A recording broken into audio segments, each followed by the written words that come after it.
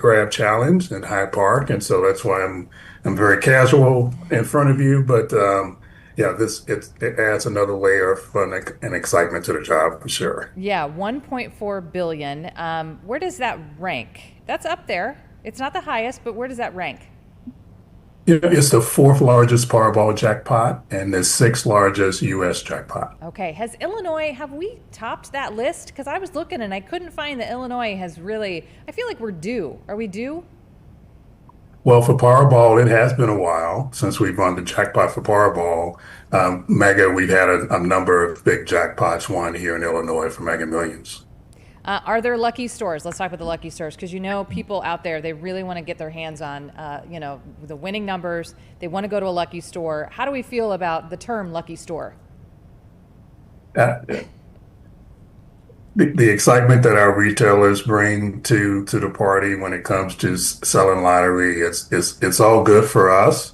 There are stores that just sell more winning tickets than others, but I think every store has the same opportunity to be lucky.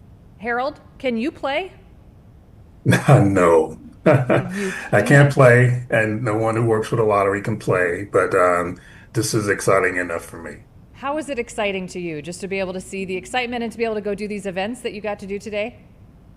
Very much so. It's exciting from that perspective to really see players get excited about it, but also we're excited about the fact that 40 cents of every dollar that's played on Powerball goes to support K-12 education in Illinois. So that's exciting as well. Let's talk about that. That's an important piece of this because you are hoping to win. It's one in however million, your odds, but you are also helping out education funding in the state. That we are. Education is our primary benefactor.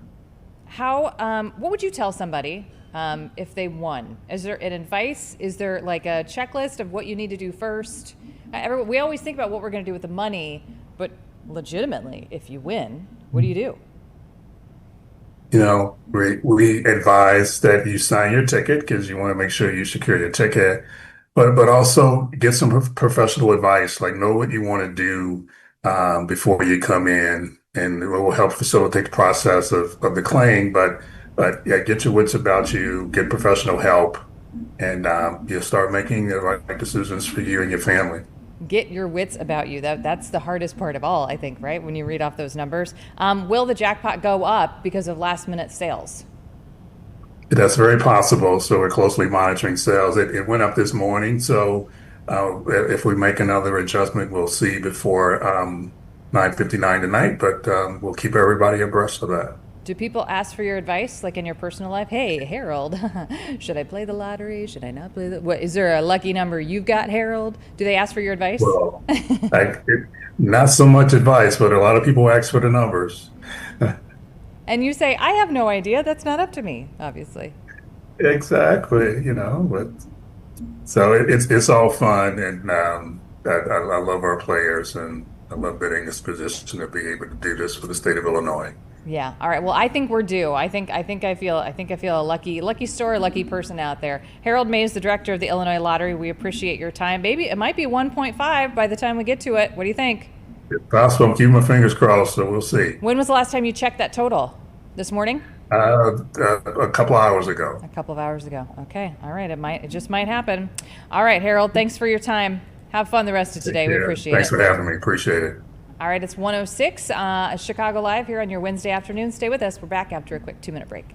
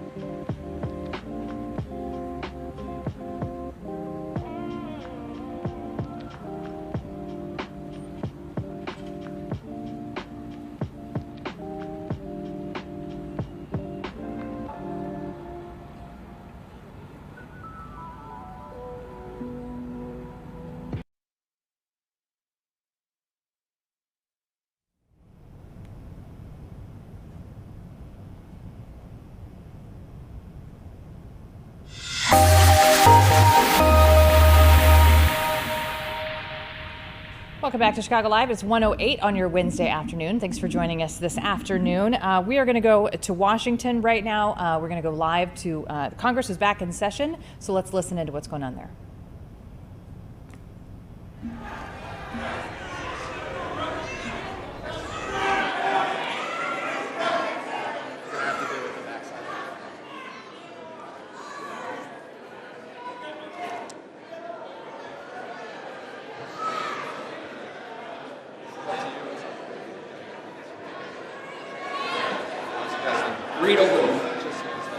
Read over them. Whereas Representative McIver is alleged to have further interfered with an Immigration and Customs Enforcement deportation officer engaged in the performance of his official duties, whereas body camera and other video evidence support allegations made within the federal indictment, whereas such actions constitute a violation of Section 111A1 of Title 18 United States Code relating to assaulting, resisting, impeding, and interfering with a federal officer, whereas Clause 1 of Rule 23 of the Rules of the House of Representatives provides a member, delegate, resident commissioner, officer, or employee of the House shall behave at all times in a manner that shall reflect credibly on the House. Whereas such actions of a member of the House of Representatives do not reflect credibly on the House, and whereas Representative McIver's continued service on the Committee on Homeland Security, which is charged with oversight of federal immigration enforcement and other national security matters, would represent a significant conflict of interest. Now therefore be it resolved. Section 1. Censure of Representative LaMonica McIver. Representative LaMonica McIver, 1, is censured. 2, shall forthwith present herself in the well of the House of Representatives for the pronouncement of censure. And 3, is censured with the public reading of this resolution by the Speaker. Section 2, removal from the Committee on Homeland Security. The following named member be and is hereby removed from the following standing committee of the House of Representatives. Committee on Homeland Security, Mrs. McIver.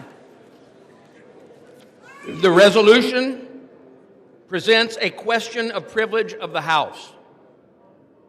For what purpose does a gentlewoman from Massachusetts seek recognition? Mr. Speaker, I have a motion at the desk. The clerk will report the motion. Ms. Clark of Massachusetts moves to lay the resolution on the table. The question is on the motion to table. Those in favor say aye. Aye. Those opposed say no. In the opinion of the chair, the noes have it. Mr. The motion Speaker? is not adopted. Mr. Speaker, I request a call of the yeas and nays. The yeas and nays are requested. Those favoring a vote for the yeas and nays will rise.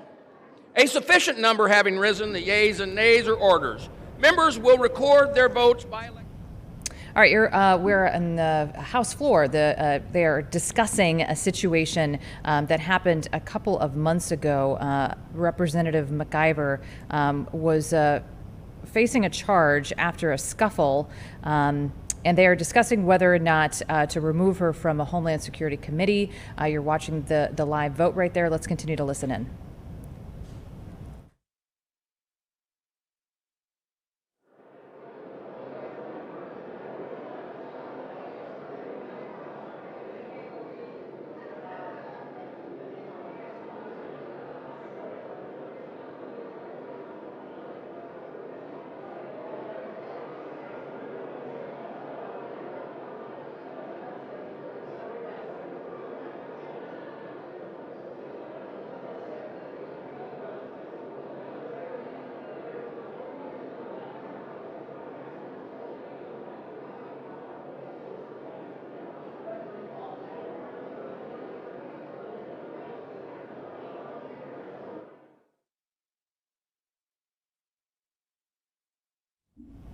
All right, we've got a lot of news coming around, not just here in Chicago, but of course around the country. We're going to go down to Florida right now, where Governor DeSantis is now having remarks about removing childhood vaccines, and we're going to listen into that and see what he has to say down there in Florida. You remember, I mean, I was here with our, one of Stassi's predecessors, Richard Corcoran, who's now the president of New College in Sarasota, which, by the way, was just ranked #1 public liberal arts college in America. They say go woke, go broke. New College is kind of the opposite. We got rid of the woke, and now you have a massive enrollment, and test scores are going up, and you have classical education is back. Right down the road from here in Sarasota, in-state tuition like $6,300, and so I don't think you could do much better than that. But Richard Corcoran and I, in the beginning of COVID, I mean, maybe 6-8 weeks into COVID, we said, listen, you can't have a situation where kids don't have access to going to school. So we put the marker down and said all schools in Florida, the public schools, must be open for in-person instruction. And you to think that we were trying to end the world with the reaction on that. We were attacked by the American Academy of Pediatrics, by Fauci, by all these different people who basically wanted these kids to, I guess, just sit at home. First of all, in virtual instruction is very limited. I mean, Florida does it probably better than others. It's not a substitute for actually being in the classroom. The teacher union in Florida sued us, and they were trying to stop my executive order, and they were trying to force the schools to be closed. So that's what we were dealing with 5 years ago when you were doing that. And we knew that we were right because we had actually looked at the data. And the reality is these young kids, fortunately, were not amongst the population that were significantly affected by this. It was certainly more akin to seasonal flu for them. And so we said, okay, so what are you going to do? Just keep them out indefinitely? It ain't like this thing just goes away. And some said, well, we got to wait till there's a vaccine. And I'm just like, no, I am not going to do that. So we said go. But we also told parents, hey, if you want to do virtual, that's fine. That's your choice. But you're going to have the option to have your kid be in school in person. And, what happened was, I'll never forget, we won the lawsuit. It's a typical thing. You hear this stuff. They're now hitting, you have a very leftist judge trying to stop alligator Alcatraz. We appeal and all this stuff. But a judge ruled against us on schools. They said, oh, you can't force to be open. And the union was crying. And I was like, well, we're going to win on appeal. And we did win on appeal for that. And so we won the court cases. So then you're having kids go to school beginning of August 2020. And there would be all these legacy media outlets from New York, CNN, ABC News. And they'd go and they'd be like, oh my gosh, Florida is having kids, and critics say they're sending kids to their destruction. And I'm just thinking to myself, these people have no concept. They are putting narrative ahead of evidence-based medicine. They are ignoring the data in favor of ideology. When they were saying follow the science, what they really meant is follow their political science, because that's what they were doing. So we put people in, we made sure people had access to schools, and we had a week go by, 2 weeks go by, 3 weeks go by. The sky didn't fall. Kids were happy. In fact, we even had to fight the Athletic Association. They wanted to stop sports in 2020, and every one of their medical experts was saying, oh, you can't have kids do sports, COVID, this, that, and the other thing. And I'm just thinking to myself, these people have no evidence for what they're doing. So you want to deprive, these high school kids of football season, volleyball, all the other sports, without having a factual basis to do it. And, we just let it be known, the state of Florida is going to have sports available for our kids.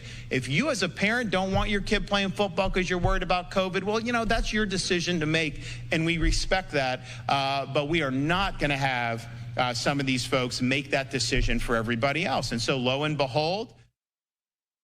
All right, you're just listening in there to this here on Live Now from Fox. Let's quickly shift gears. We're also monitoring right now Secretary of State Marco Rubio meeting with his counterpart in Mexico. Let's listen into this on Live Now from Fox, taking questions there at this podium.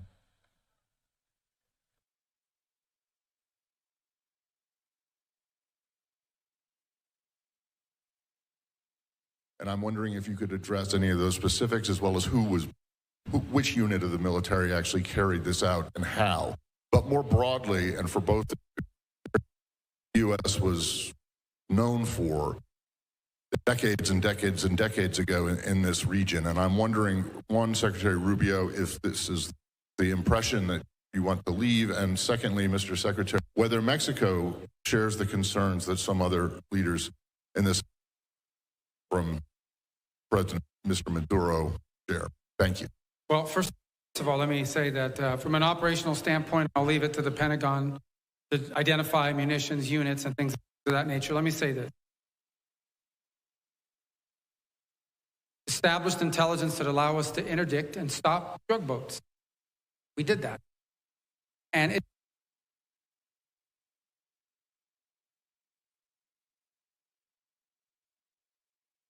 they bake it into their economic. What stop them is when you blow them up, when you get rid of them. So they were designated as what they are. They are narco-terrorist organizations.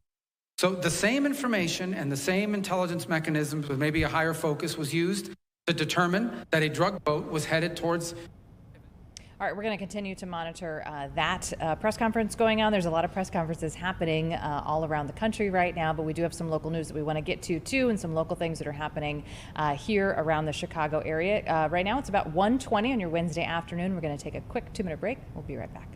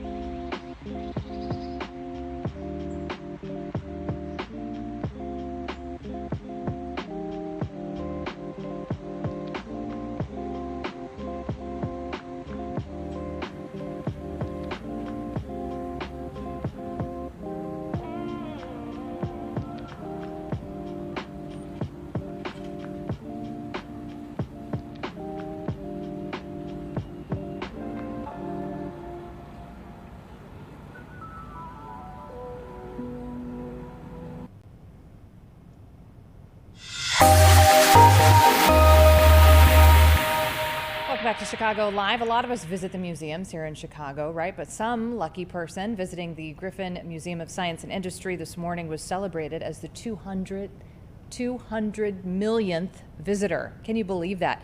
Here to talk more about that is Brianna Wellen, the communications manager for the museum. Hey, Brianna, how are you? Hi, I'm good. How are you? Oh my gosh, thanks so much. This is quite a feat for you guys. When did you realize that you were coming upon the 200 millionth visitor? Yeah, earlier this summer, we were alerted that we were about to hit that milestone because so often we say we've had over 180 million visit the museum. And once we knew it was coming up, we knew we had to plan something special for when that moment did happen. Okay, that moment happened, yes, this morning? Yes, it happened this morning. Tell me all about it. It happened this morning around 10 a.m. It's a member of the museum who comes in about once a month with his granddaughter. He came in today specifically hoping for the chance to be the 200 millionth person, and he was. And he's gifting that to his granddaughter so she can really put to use that lifetime membership. I was going to say, what does that lucky visitor get? Yeah, a lifetime membership. So they'll be able to come to the museum whenever they want for the rest of their life.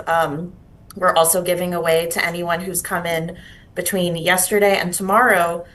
They will automatically be entered to win a few other prizes, including a year-long membership, some Griffin MSI swag, and some other fun stuff to use here at the museum. It's funny because you think about something like this and, you know, you hope that the person's receptive to it. Clearly, this person was. Yes, it was really exciting once we realized it was a member, someone who lives nearby, who uses the museum, comes to the museum a lot, and has already a lot of great memories there. And now this has just been added to that like wonderful feeling that they have coming to the museum and being celebrated in this way. What was his response? He was so shocked. If you want to follow us on social media, you could see a little clip of the moment that he found out on our Instagram stories. And then just so excited because he knows how much his granddaughter loves the museum and just so excited that he could pass that on to her for the rest of her life now. Yeah, and the love for that museum. And it sounds like this member really obviously loves what you guys do down there. You also had a fun bubble activity for other people? Yes. We wanted to just keep the celebration going for everyone who came by today. So on our front lawn, we had several bubble stations just looking into the science behind bubbles, some hands-on activities, and we attempted to make 200 million bubbles with the crowd that was out there. I'm not sure how close we got, but how do you count that? That's kind of exactly. We were trying. We're like, we're pretty close. That's probably 200 Got to be million. close. Got to be close. Take a picture, everybody. Yes. If we haven't been to the museum in a while, most of us have been at least once or twice, right? You know, in our lifetime. But what you got cooking down there? We always have something new and exciting coming. We just announced our newest permanent exhibit, which is called Powering the Future. It will be focused on all the different ways we use energy. So that's under construction right now, coming next year. And you can come by and just explore your old favorites as well, like the U-505 submarine, the Science Storms exhibit. We always have something exciting to see. That's great. All right. Brianna Welland, Communications Manager for the Griffin Museum of Science and Industry. We appreciate your time. What you guys going to do for the 300 million? We got to start planning now. It's going to come faster than we think. Who knows? I have a feeling. Do you remember when the 100 millionth person was? Do you have a date? I would have to look back on our records. As a museum, you know, we archive everything. I can try to find that date for you guys. Yeah. All right. It's been a minute. All right, Brianna, thanks for your time. What a fun thing today. We appreciate it. All right, we are going to go. It's 1:26 here on Chicago Live. We're going to go back to D.C. This is House Democrats talking about abortion issues. Let's listen into that.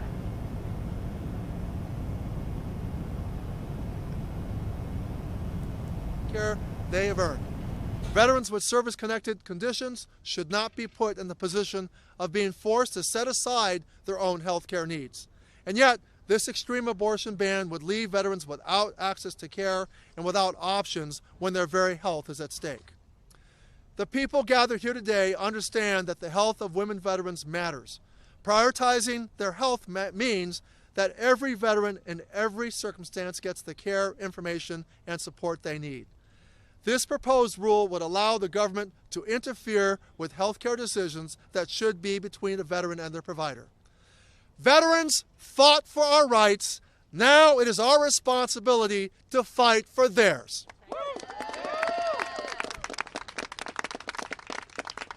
We must stand together to stop VA from finalizing this rule. I'm pleased to be joined by many of my colleagues and leaders from organizations who have worked in this space for decades. They are here today to stand against this proposed rule. Thank you for all you do for joining us today. And with that, I want to recognize my friend, Senator Richard Blumenthal, ranking member of the Senate Committee on Veterans Affairs. Senator. Thank you. Thank you so much, Representative Takano. You know, I have been in this fight since Roe was approved by the United States Supreme Court. Before I became a father, before I became a grandfather. And now, this fight is very personal to me and to all of us, having two sons who are veterans. One, a Marine Corps combat infantry officer in Afghanistan. The other is a Navy SEAL who believes strongly, as I do, as you do, that women's rights are human rights. Women's reproductive health care is health. We're going to continue to monitor what's going on there in Washington, D.C. For now, we're going to turn it over to the Epstein files. You've seen a lot of talk, of course, about the Epstein files in the headlines in the news. Yesterday, the House Committee on Oversight and Government Reform released more than 33,000 pages related to the Epstein case. With us now is local attorney at law Heather Widell with the Law Office of Heather Widell. Hey, good morning. Good afternoon, Heather. How are you? I'm well. How are you? Lost track of time. So what happened yesterday? I mean, so more than 33,000 pages related to the case, but still we saw victims earlier today demanding that's not enough. They want more released. So the main issue that we're dealing with here is that even though we have this, spectacle of the release of 33,000 files, pages, materials, that is a fraction. It's about a third of what appears to be the overall file, which looks to be closer to 100,000 pages of materials, files, lists.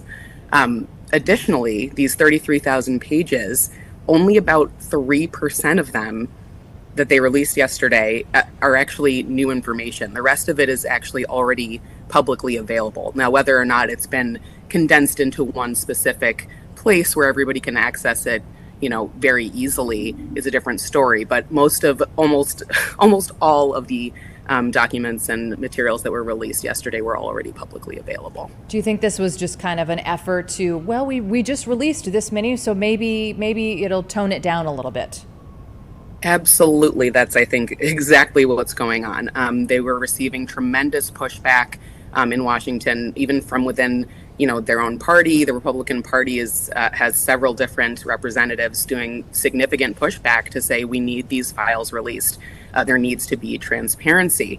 And, anybody saying that is absolutely correct. We are in a position in society where we are trying to move away from the old model of, protecting the powerful and villainizing the victims. And when we have a situation where there is no transparency, where something that we all know is available to be released but is still being hidden, that's problematic.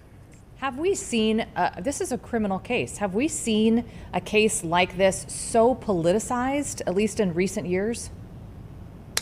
Probably not as big as this one, but we have to also remember this is not just about one man. This is not just about Jeffrey Epstein. This is about the way we treat victims. This is about the way we treat powerful people and institutions. You have to understand the women coming forward to speak publicly about this were girls, were children, teenagers when they were abused and victimized in this case. They are now coming forward to speak out against very powerful people and institutions who have virtually limitless resources and influence. And it takes tremendous courage and bravery for them to come out and speak out about this. It can cost them their livelihoods, their careers. They're having their their characters attacked. One victim, when during the press conference they just did, even indicated that she had been given death threats if she ever were to come forward about any of this. So the pushback is obviously significant because of what the implications are. But this is not just about one man and one case. Will we see all of it released? I know you don't have a crystal ball.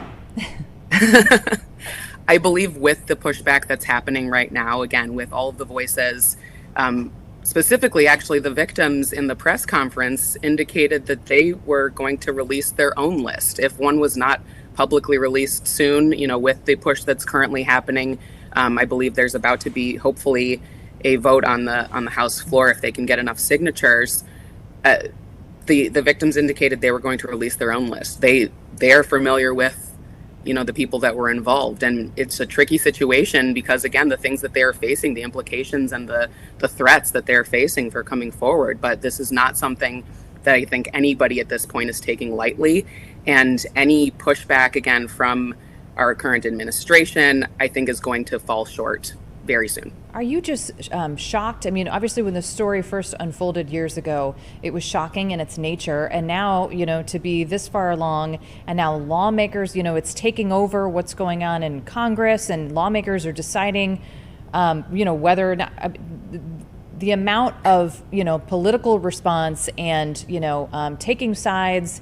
And now that, there's votes to try to, sway the Justice Department to release these it's just a lot of attention on this case, which, for all these victims, of course, they're hoping that it gets even more attention. But it's just become such a political, mouthpiece for a lot of politicians. It has. And unfortunately, our main politician has tried to deflect and pivot away from speaking about it, which I think then triggers everybody else to want to know, why is he trying to keep it closed? Why is he trying to cover it up? So I think until there is transparency, which is a necessary model in any democracy, we have to understand what's going on.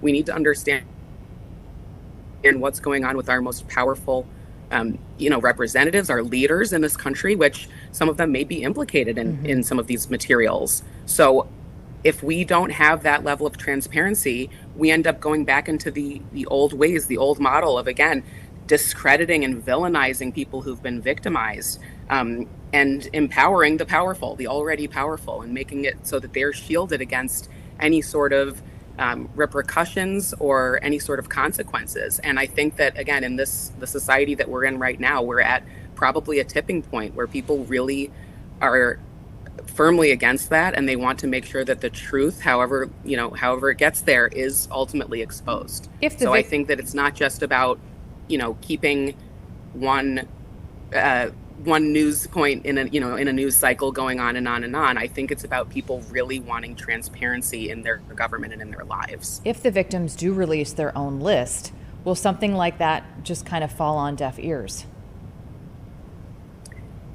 Hopefully not. Hopefully their truth will speak power to what's really going on. And we can, we'll have to wait and see what the response is, again, from the leaders in this administration, of whether it's dismissed as fake news or whatever they want to call it. But we just need to make sure that if there is credible evidence, we can believe it. And I believe actually even there have been some representatives that indicated, to help shield some of the victims from any repercussions and threats that they may be facing, that they would walk this list in and read it out aloud to Congress themselves, and just make sure that it had credibility that way. So hopefully, no matter how it's released, it's put forth, and then we can deal with that, as we come to it. What kind of precedent does this case set moving forward? Or maybe we don't know yet. I think that's the right answer. We don't know. And that's why this is so important that we, again, have transparency in issues like this. Every time a person speaks up and speaks their truth, it pushes us closer to a society where truth matters more than power. Again, these are people, institutions that have tremendous power and influence. And if we can have even one voice, each time one voice speaks up, I think that can bring us closer to a society where we can, protect each other, protect ourselves, and make sure that we're not just being pushed down by the most powerful elite people in this country. What's next to happen, do you think? What's the next thing that you think will happen with this? Are we just waiting on that vote, by the House? Sure. Yes, we're waiting on the vote, and once that happens or goes through, they will be essentially forced to release at least the remainder of the, again, I believe it's about 100,000 pages of documents. So if they've released about 33,000, they got 66,000 more to go. And that's significant because, people are really looking to see the majority of what's going on, and nobody likes things being hidden from them. So once we can see if that goes through, if we can get everything else released, then we can move forward with what the next steps might be, with whether that is, further criminal prosecutions or whatever that is. Nobody should be shielded from the repercussions of behavior that's implicated in a case like this. All right. Well, Heather, thank you so much for your time. We appreciate your expertise in this case. Thanks for joining us here on Chicago Live. Thanks so much. Have a good day. Thanks so much. You too. It is almost 1:38 on your Wednesday afternoon. We'll be right back.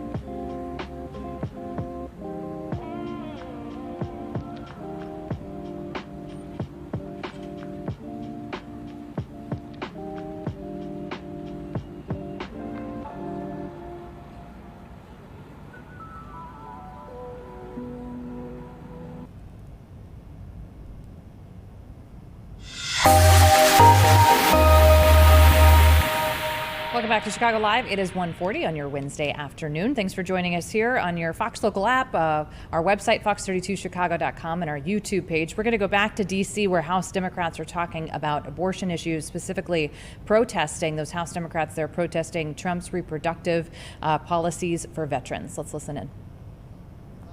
Afghanistan Veterans of America, Kai Hunter.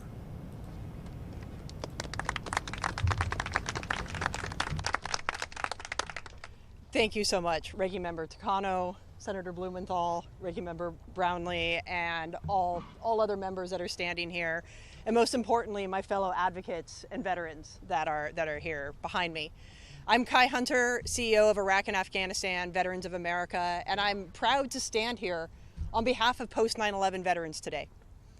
As you've heard from many of the members who have spoken already, women are the fastest growing group of veterans right now. And thankfully, women are still joining the military in record numbers, bringing their diversity and their strength to our fighting force, which means that very soon they are going to be veterans too. And this issue matters to our generation of veterans, not just to women veterans, but to all veterans.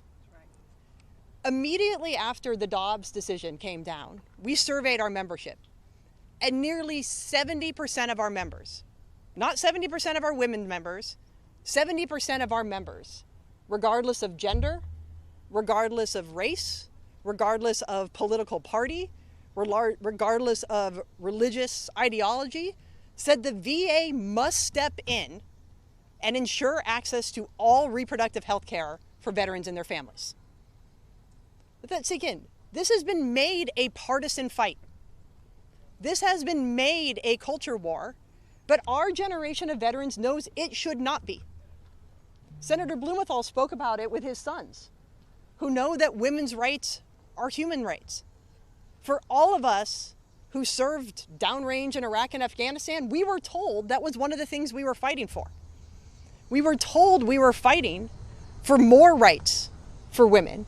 And we were also told when we returned home, we'd be afforded at least as many rights as those that we fought for others. And that promise is right now being broken. And it matters that it's being broken because a promise is being broken to those who wore the uniform, but it is also putting a group that is uniquely at risk at even higher risk. Every single one of us who raised our hands to go downrange knew that we might die. We all took that risk. We all took the risk that we might die when we're here on training exercises at home. But you know what risk we didn't take? That we might die when having the audacity to want to have a family. That we might die because we were raped by a fellow service member. That we might die because we still have not invested in the research that toxic exposure has on reproductive health care and what it does to women's bodies. This rule puts women who have already volunteered to be at risk at a greater risk for no reason whatsoever. For no reason other than a culture war, political ideology that our members know is not right. That our members have the ability to see through. That our members fundamentally reject. And so as this public comment period is coming to an end, if you don't want to put a public comment in for yourself, put one in for the post 9/11 generation who overwhelmingly have said that the VA must step in and protect the rights and comprehensive health care for all who served. Thank you so much. Wow. Thank you. Thank you, Kai Hunter, CEO of Iraq Afghanistan Veterans of America. Now with us, the CEO of NWLC, Fatima Goss Graves. Fatima. Thank you, Congressman Takano and Senator Blumenthal, to Representative Brownlee, to all of the many members who are here today, and to the many veterans. All right, that was House Democrats talking outside of Capitol Hill about reproductive rights for veterans. We're going to turn it back local right now. It's 1:45 on Wednesday. We're going to go up to Lake County where the sheriff's deputies, they are welcoming a new K9 Zack. And here to talk more about that new K9 is Chris Covelli, the deputy chief up there in Lake County. Hey, Chris, how are you? Hey, good afternoon. How are you? Thanks so much for being on Chicago Live. We appreciate that. K9 Zack, what do we know about him? Yeah, we're super excited to have him on board. Both he and his handler, Deputy Trish List, they graduated a pretty intensive training class last week. K9 Zack came to us from Europe. He was born actually on Valentine's Day in 2024. He's gone through some basic training before he was partnered with Deputy List. But the two are back here. They're back in action, and they've already been conducting their duties, which consists of sweeping for potential bombs, potential explosives, responding to calls of bomb threats, and those types of things. This is a dangerous job. You know, I think oftentimes we see the public events, you know, and we get to kind of meet the dog, you know, and maybe pet the dog, or in a parade or something. But this is a very dangerous job for both the K9 and their handler. It is, and it's an important job, especially with the number of events that we have going on in the Chicagoland region. They're a huge resource, a huge asset for us, not only in Lake County, but just the Chicagoland area. They'll get called upon to sweep events that large crowds are gathering at, do pre-sweeps, be there during the event, be there after the event, and it's a great safeguard to have. It's great for the community. This is not the only K9 that you guys have, right? You've got a whole herd, fleet, pack. We do. One of the things that our sheriff has done is really expanded the K9 unit up here. We've got our explosive detection K9, K9 Zack, who we just talked about. We have K9 Enzo, who is our electronic detection K9. And then we have 8 multi-purpose K9s that work patrol, all shifts on patrol. And it's very, very rare that we at the sheriff's office here don't have a K9 working in some capacity. How is your next K9 picked? Do you fill out a personality survey and you send it to the trainers? Do you get any say in who? Does the partner get to go and pick? How is the K9 picked? Well, it kind of depends on what the K9's purpose is. For our multi-purpose K9s, we will select a handler internally through a process, through their experience, through what they've done throughout their career, if we feel they're a good fit internally for that position. And if they are, we'll then send them to the training facility. And the training facility will have a number of K9s ready to go, and they're professionals at this. So what they'll do is they'll try to match a proper K9 with the personality of the handler, because there's very aggressive dogs and there's dogs that are less aggressive, and they want to make sure you have a good match so they'll have a long, successful career together.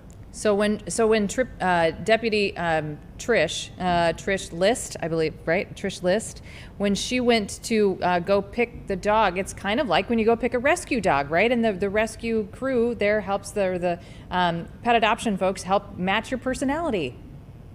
Yeah, exactly. Very much so in a way. We're looking at a personality match. We want it to be successful. We want there to be a really strong bond. And so far, we've been very fortunate. We haven't seen K9s that have not bonded with their handlers here at the Sheriff's Office. We've had a very successful program. We're very fortunate. And this is obviously coming on the heels of the sad news of K9 Dax, who passed away, I believe, last year, about a year ago, right?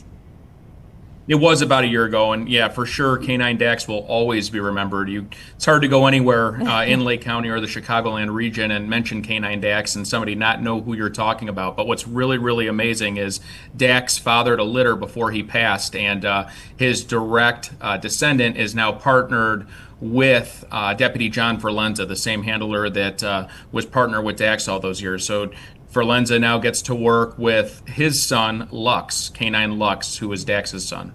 Does Lux resemble Dax in any way, personality-wise, or probably looks, a little bit of looks?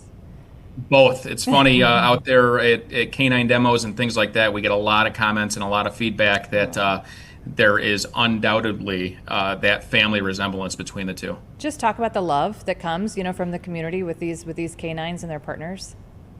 It's so important to the community. And the fact that we have so many K9s and there's K9 units throughout law enforcement agencies in the suburbs, in the city of Chicago, they are such an asset, such a resource. And every day they're out there tracking missing, endangered people. They're going after fleeing offenders that committed horrendous crimes. And finding those missing endangered, finding the fleeing subjects, and then they're there for the community too, to show off their skills, just be a part, mix and mingle. The community loves it. And they're working, but this is also fun for them too, right? No doubt. Everything is designed where it's fun. They're rewarded generally with playtime, maybe a treat.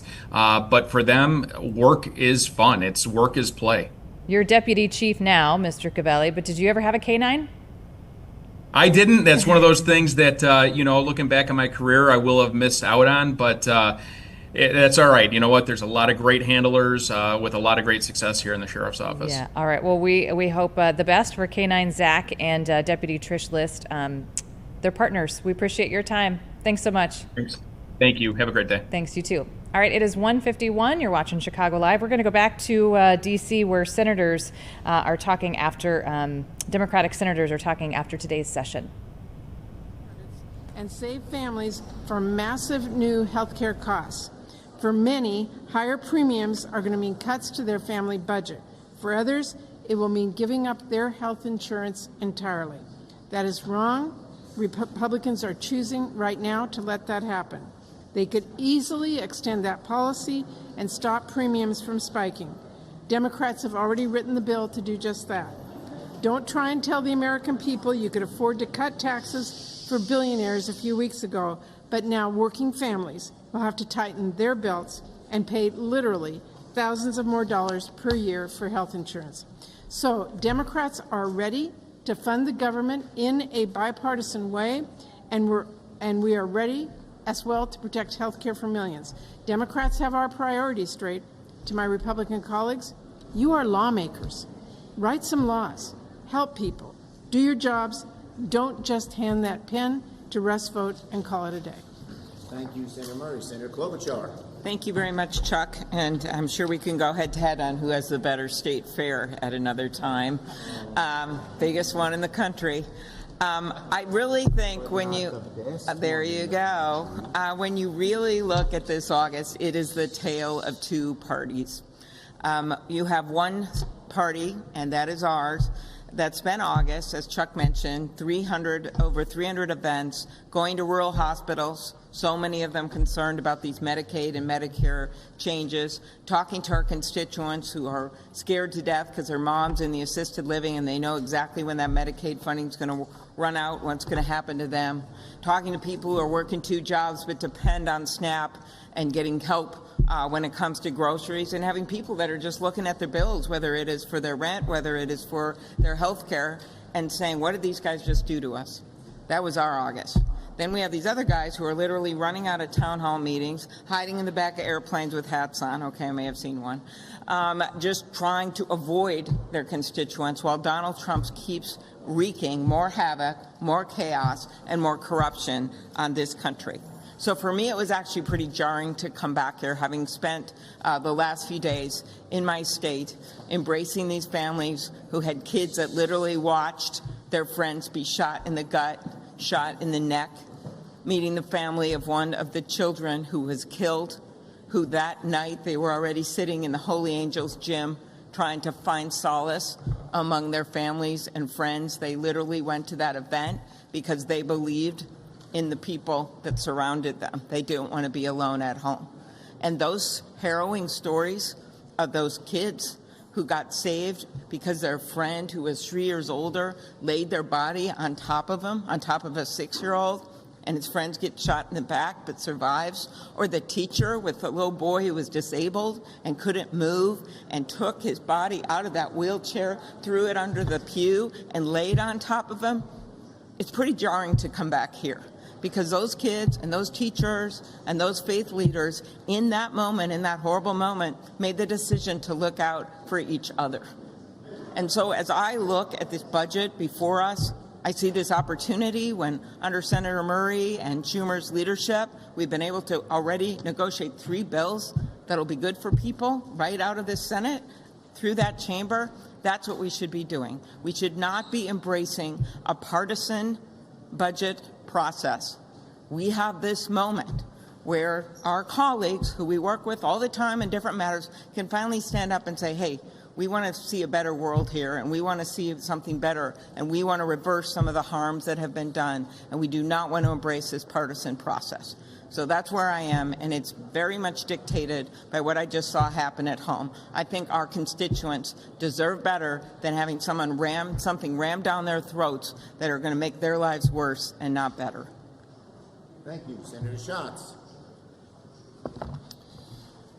This is not that complicated. Russ Vought in late July said exactly what he thinks, which is that the appropriations process should be less bipartisan. And we disagree. And if Republicans produce a partisan product, they should expect a partisan vote. If they produce a bipartisan product under the leadership of Patty Murray, they can get a bipartisan vote. But time is running out. There is still enough time to get this done, but to do that, they have to start to show that they're serious about keeping the government open. They have the House, the Senate, and the presidency. This is on them to initiate the process, and they haven't even scheduled a meeting with the key leaders to keep the government open. And I just want to give my Republican friends some free advice. Another jam job is not going to work. You are in charge of the government. The ball is in your court, and you have to decide if you want to shut down or not. Thank you, Senator Schatz. Q&A. Yes. Do you expect to put up a tougher fight this time than you did in March when you took criticism in your party for voting? The bottom line is very simple. We Democrats want a bipartisan bill. All right, you're watching Chicago Live. It's 1:57 on your Wednesday afternoon. We are listening to Democrats in Washington taking some Q&A after their session today in Congress. Yes. Could I just add one thing that's different from back then? Donald Trump at the beginning of this year was 9 points up. He's 9 points under. And because of Chuck's work and others in our caucus, we have people who have risen to this moment like Governor Cooper in North Carolina and like Sherrod Brown in Ohio, and who are deciding to run because they believe they can win and they're patriots. And on the other side, you have people that are literally stepping out of the ring. And so it is a very different situation, and they know it. It's much different than last time. We are on our front foot. People now know, as Amy said, how bad Trump is. His numbers went from 52 to 43. We are unified, and we've been on the same message for months already, since the beginning of July, number two. And number three, we have seen that Trump and Vought, through pocket rescissions, which they just put forward, and all these other issues, don't really want to obey the budget process. Policy matter. Can Democrats agree to a government funding bill if the White House carries out this pocket rescission, or is that a red line for you? We need a bipartisan proposal to avoid a government shutdown. We are working on it. They are not right now. They're not talking to us. Yes. Then does a bipartisan proposal mean taking pocket rescission off the table? We need a bipartisan proposal where we have. All right, you've been listening in Washington, D.C. Democrats within the Senate answering some Q&A there after a press conference after their session today. We are going to go to this next story in just a few minutes. This is a ceremony also happening in Washington, a gold medal ceremony honoring Harlem Hellfighters, African-American infantry regiment within the New York National Guard, known for their service in World War I and World War II. That's expected to start in just a few minutes. We're going to be monitoring that, but for now, we're going to take a quick break. We'll be right back.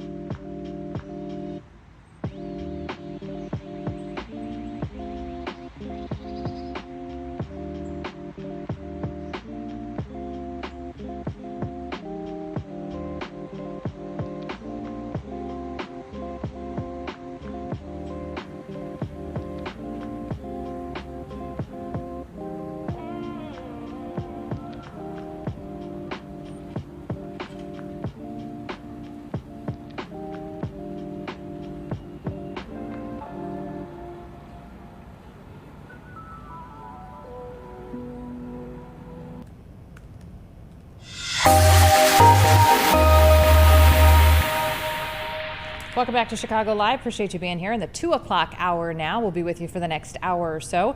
We are going to bring in Cassie Carlson, Bears. I like to call her our Bears know-it-all because she just seems to know everything about the Bears.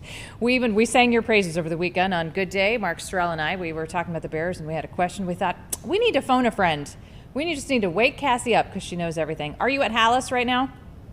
I am Alice, and I would have answered for you on a Sunday morning if you would have I know called. Of course, Elizabeth. I'm looking forward to our Sunday chats before Bears game day live at Soldier Field. Where I get to pretend like I know this much about Bears, and then you know this much. You do a great job. I make you do you a look great good. job. I love That's it. all. Okay, so you're at Hallis. What's going on? It looks a little dark. Is everyone taking a nap? What's going on up there today? Yeah, it does look dark. It is not dark in here. I was trying to figure this out. Not a lighting expert, but today was a big day because we heard from Ben Johnson and Caleb Williams. So it's a weird week for week one because they do have the extra day of practice given the fact that it's a Monday night game. And so the practice schedule is a little bit all over the place. So they are practicing today, but it's not like an official practice. So we're not going to get an injury report per se. They will be off tomorrow and then they will practice Friday and Saturday before they head down to like the team hotel and such Sunday for the Monday night opener against the Minnesota Vikings. So we heard from Ben Johnson who talked about going through his first week of game preparations as not just the offensive coordinator, but the head coach and everything that it entails, including meetings with Kevin Warren, meetings with Ryan Poles, things that come across his desk. And it reminds me of something he talked about early on in training camp because Dennis Allen, the defensive coordinator, is a former head coach, and he gave Ben Johnson the advice of just saying, if you go into every day expecting for something unexpected to come across your desk, you're going to be just fine. And so that's kind of what he's dealing with right now, while also forming this game plan for the Minnesota Vikings against a blitz-heavy Vikings defense that creates a ton of different looks and challenges, especially for a young quarterback, while this defense is also trying to put a young quarterback that the Vikings have in J.J. McCarthy, who is returning to his hometown of Chicago, playing in his first NFL game in primetime, put some pressure on him as well. What can we expect next Monday? Are we feeling good? Are we still trying to figure some things out? Is it going to be kind of last-minute decisions? You know, that's the million-dollar question with these week one games across the entire NFL, is you really just don't know what a lot of these teams are going to look like early on in the season, and they're not a finished product by any means at week one. So as Ben Johnson said today, there are going to be some bumps in the road when you're dealing with a young quarterback like Caleb Williams learning a new offense, but he feels like they are in a good position to go right now. And he said they have the capability to win a lot of games this season if they want to. And he's kind of said that message in different ways throughout the entire training camp and off season, saying it's basically in the hands of the players because the coaches are going to put them in the right position and best position to win games, to go out there and execute. And that's something that Caleb Williams can do. It's a message that was stressed last year, that he doesn't have to play hero ball. He doesn't have to be Superman, while there will be moments for him to do that. And that's arguably when he's the most special. All he needs to do is get the ball in the hands of his playmakers. And Ben Johnson said today that it's kind of what keeps him up at night, is figuring out how to feed all these mouths, because you look across the board on offense and there are a lot of weapons. DJ Moore, Cole Kmet, Colston Loveland, Roma Dunze, Olamide Zaccheaus, Luther Burden, DeAndre Swift, Kyle Monungai. And while that's probably a good problem to have, it's also, you got to keep everyone happy. And he said every person on this offense will have a role and have to carry this team at some points in the season and at a lot of different points within a game. And based on how you practice will dictate what your role will be that week. And so I think that's the message to these weapons, like, hey, go out there and practice hard, and that will determine what your role will be come this week, Monday. Okay, I saw this quoted. The Bears have been predicted to make the biggest leap forward in 2025. Do headlines like that, does the pressure of something like that, does it get to these players? I mean, obviously, you know, they're professionals and you know, I'm sure when they're on the field and the noise or the boos or the, you know, whatever, they kind of zone it out. But, you know, the expectation, how do they live with the expectations going into week one? Yeah, I think that's the difficult part about being an athlete, especially a professional athlete in today's day and age, because it used to be where you could kind of say you don't listen to the outside noise, but because they are all on social media and the way algorithms work, they notice all of it. And even DJ Moore, who was talking today, said there's a lot of comparisons between him and Deebo Samuel, who's kind of like this Swiss Army knife of being able to run out of the backfield, be a pass catcher, get yards after the catch. And he was like, I see all the comparisons all over ESPN. He also mentioned for fans who are coming out to the game on Monday night, he just wants to show that, they've improved. And he just said, don't boo us. That was a theme last year where the Bears were booed at home at Soldier Field. So hopefully it's a different product and there's a little bit more competency in just the head coach alone to be able to go out there and win games, or at least put this team in better positions to win games, because everyone has echoed the sentiment that the goal is to put up as many points as possible each week on the offense. And Ben Johnson hung 31 against the Vikings a year ago when he was the offensive coordinator of the Lions. And he said, you can't compare the two teams. It's a different situation. He was offensive coordinator there. They had different players, a quarterback with more experience. But I think from a Bears fan perspective, it's giving you hope that some of those tendencies that he picked up on and how to beat a Brian Flores defense will translate. So the Bears as a whole taking the biggest jump, I think it's definitely possible. And it starts up front with the trenches and really the offensive line being overhauled, because really if they can protect Caleb Williams and they can get the run game going, I think it really unlocks a lot of potential with this offense. And then defensively speaking, they all want to be a top 5 defensive unit. They have a new defensive coordinator with this attacking aggressive mindset in Dennis Allen. He has head coach. He's been a head coach twice in the league before, so he has that experience. So he's kind of like the CEO of the defense. Ben Johnson is taking care of the offense while overseeing the entire team as well. So I definitely think there is a capability for them to make the biggest jump. They're also in a really tough division, and that's kind of with the unknown of going into the season, starting with a primetime game against the Vikings and then going on the road against Detroit, which is going to be a very loud game with Ben Johnson returning to where he came from. So early on in the season, it's just so hard to tell, especially when you have a new head coach and new defensive coordinator and a young quarterback, what kind of jump they are going to make. But with the pieces on paper, they definitely have the potential. Right, on paper, right? But let's just see what happens on the field. Do you're there every day. I think you live there. There's probably a room with your name on it.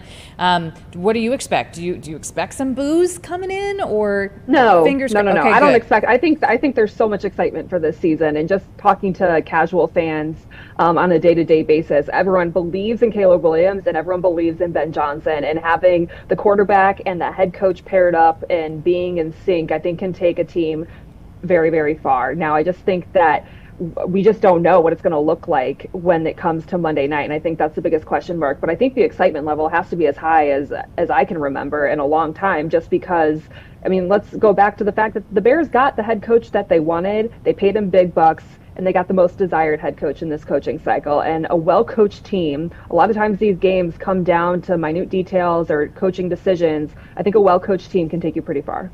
I also saw another headline today. Is he a play caller or a head coach? He's both. He's both. I think his passion is, I don't want to speak for him. If I had to guess, it'd be play calling. I mean, that's what got him here. But I mean, he's going to be a head coach. He's going to have to make some in-game decisions, and that's something that we'll learn about him early on. But I that is an interesting question. Elizabeth, you need to stop reading that. All I can do when I talk to Cassie, I just start Googling, or I try to find that. I'm like, all these headlines that are clickbait for you. No, they're in my algorithm. I mean, Ben Johnson is here because he was the best play caller. And so I think that's just kind of in his DNA. It was interesting. I think they did some outlet, maybe The Athletic, I don't want to misspeak on it, but they did a poll of the top play callers in the league. And there's all these different coaching trees. And I think it was voted on by, I want to say, front office members, other coaches, and other staff members in the NFL. They had Sean McVay, head coach of the Rams, who is one of the offensive geniuses, Kyle Shanahan, another coaching tree, and then they had Ben Johnson as the third one. So I think that just goes to show that he has a reputation from what he did in Detroit, having a top 5 offense the last 3 years, that he is capable of bringing any team to the top with the way he calls plays and the way he outsmarts defenses. See, I asked you these questions because, you know the answers. That's why I ask you. All right, it is 2:10 on Chicago Live. Cassie Carlson, thank you so much for being with us. We appreciate all your time.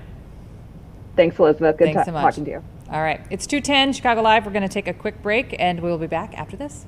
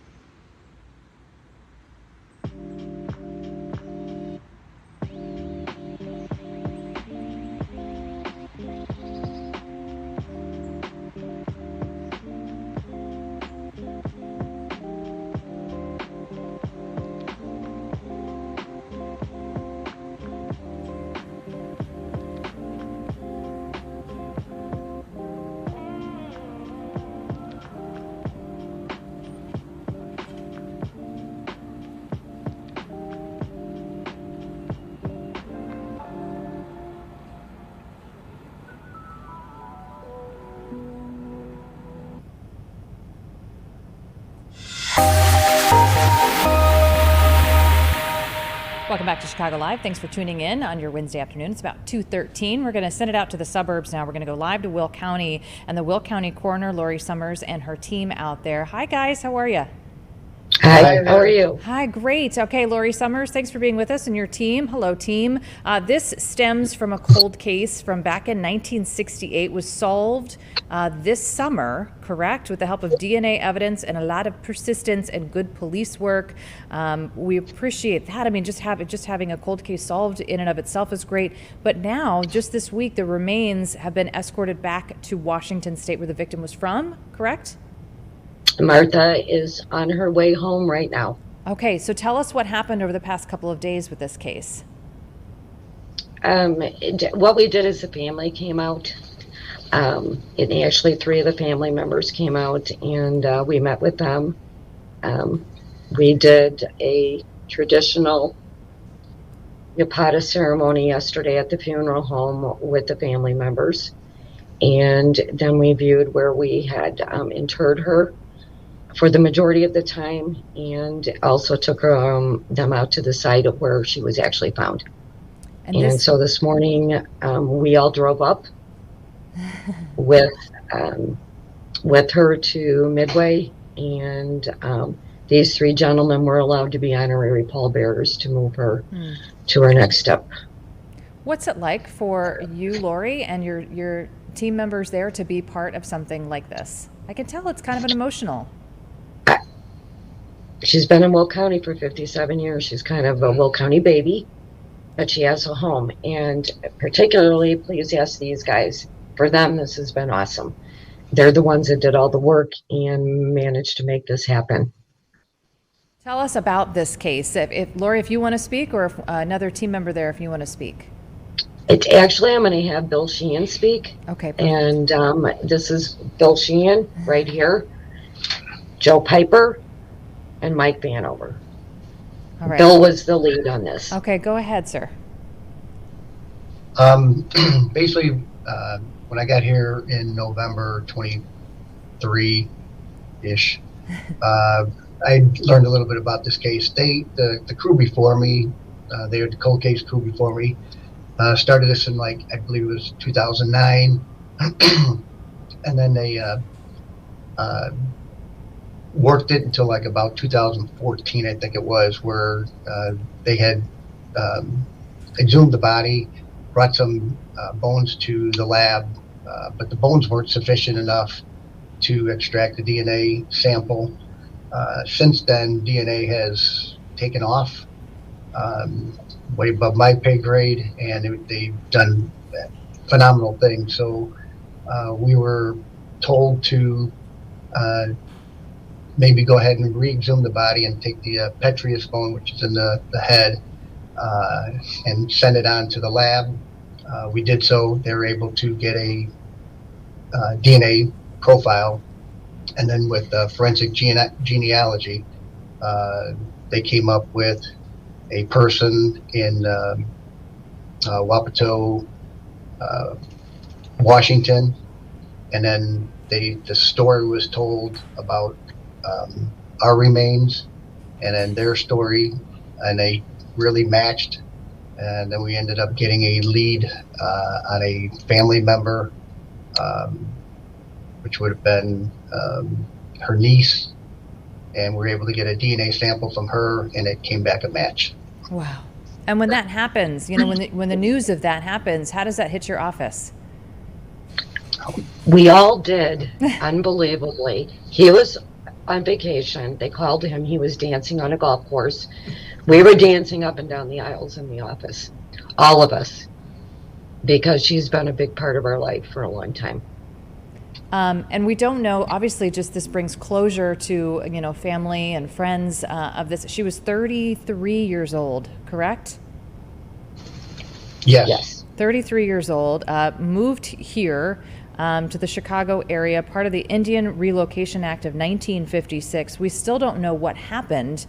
That would be closure, but this is, just another piece of the puzzle. Have you guys been able to speak with family members? They've been with us Yeah. for the past 2 days. Absolutely. And it turned out that the family members, one gentleman named Asa works for the Attorney General in Washington State. Holly Ann is part of a cold case group now that they just had recently brought together. And then Emily, again, another family member, is a researcher. So yesterday, when Asa was being interviewed by you guys, he actually said they never thought that one of these cases would be their family member. Oh, really? But did they get in this because of the situation with their family member? That was kind of cause for their passion behind this? No, it's they got in it because Native Americans, they have a what you want to call it, a coalition program called the MMIP, Missing and Murdered Indigenous People, and or missing and murdered Indigenous women. So they're passionate about the Native American, which they are, trying to get all these people who have gone missing back to where they belong to. As far as cold cases go, this one was very old, I think almost 60 years, correct? Yeah, 57 years old. 57 years. I don't know if you guys are going to know this, but how many other cold cases? Oh, okay, maybe we have an answer from the back. Yeah, we'll let Joe. Yeah, this was our oldest case, and we 11 now. Okay. 10 in the past, like 4 years that we've solved. 10 that you've solved. This was the 12th. Now you have 11 cold cases. And I just can imagine the work that goes, you feel like, when the investigation is opened and you try to not leave any stone unturned. And then, you come back. And of course, what the developments with DNA obviously have just come so far, just have been able to aid so much in these investigations. Guys, we appreciate your time so much. Is there anything else you want to say about this case? She now has a name. Yeah. Well, guys, good work. We appreciate your time here on Chicago Live. And when you solve the next one, we'll have you back on. Awesome. Okay. All the credit to these guys right here. We appreciate you guys. We appreciate you guys, and Lori too. Thanks so much. We appreciate it. All right, it's 2:20 on Chicago Live. Stay with us. We'll be back after a quick 2-minute break.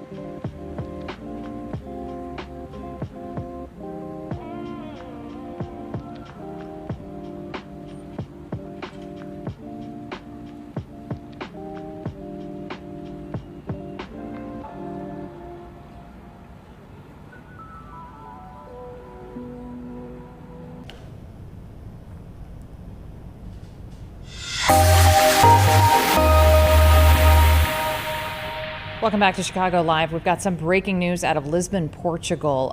Earlier today, an electric streetcar, which is apparently a landmark, a big draw for tourists in that area. And again, Lisbon, Portugal, derailed. A few people, 3 people, have been confirmed dead, and several others have been injured. An unspecified number of people total injured in this, but as of right now, we just got word that 3 people were killed.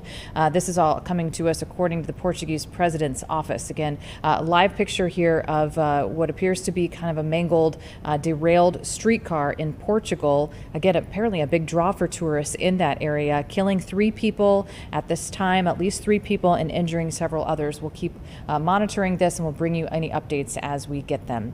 Let's take a live look at the big board. We're down about 233 points, the Dow Jones Industrial, so it's hovering about 230 points, 234. And we're going to go over to Washington now, where a congressional gold medal ceremony is in process. So this is honoring some Harlem Hellfighters. They were an African-American infantry regiment in World War I and World War II. Let's listen in to this. I want to thank the family and the members and loved ones of these brave heroes that we are here to honor. I'm so glad that we are here to recognize New York's 369th Infantry Regiment, the Harlem Hellfighters. While their national recognition is long overdue, today we rightly honor the brave men with Congress's highest expression of national appreciation for distinguished achievements, something that was so important to our nation's history, the Congressional Gold Medal. The Harlem Hellfighters served our nation with distinction, spending months in the trenches and in combat operations where they demonstrated remarkable courage and sacrifice. Though initially assigned to just unload ships, this unit of brave warriors went on to spend more time in continuous combat than any other American unit of its size, suffering 1,400 casualties, more than any other American regiment. They fought with such determination that our French allies called them the Men of Bronze, and even their German adversaries gave them the moniker Harlem Hellfighters. Never losing a position, these men fought fiercely to defend American freedoms and values overseas, and they did so even as they faced segregation and prejudice here at home. Stories like that of then Private Henry Johnson remind us of the ferocity with which these brave men fought. One night, while on guard duty, Johnson came under sudden and overwhelming attack.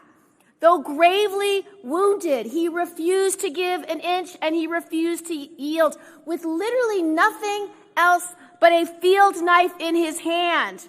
He launched a fearless counterattack, engaging in hand-to-hand combat, preventing the capture of any fellow soldier, and holding back enemy forces against impossible odds.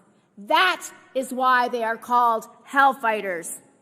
The discrimination these men faced before deployment and after returning home cannot be outdone with this award.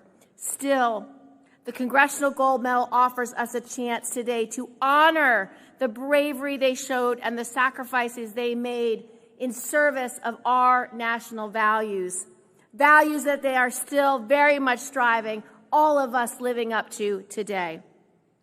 I was proud to lead this in the Senate. I was proud to work with my colleagues.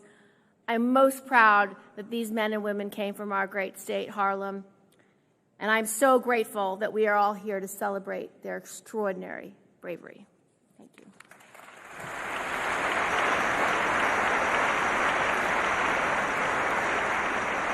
Ladies and gentlemen, the United States Army Band, Pershing Zone, performing I'm Just Wild About Harry.